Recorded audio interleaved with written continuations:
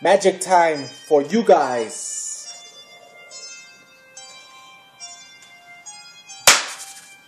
A deck of cards. All the cards are different. Get the deck a little mix. I'm gonna show you a magic trick only using 4 cards. I like the hearts, so we use the ace, 2, 3, 4 of hearts. Alright, here's 1, 2, 3, and 4. Ace, 2, 3, and 4 of hearts. Alright, I'm gonna grab the 4 of hearts, put on top of the pack. Grab the 3, put it on top. Grab the 2, put it on top. Grab the ace, put it on top. Okay?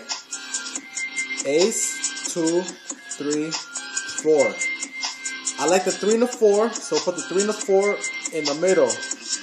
Give it a little turn, and watch how the ace turns over. Close up the pack, give it a turn, and now watch how the 2 turns over. Close up the pack, and just do that, and watch how the other cards turn over.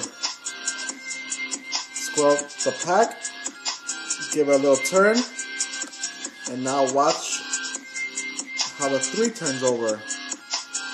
Now watch the 3, watch the 3.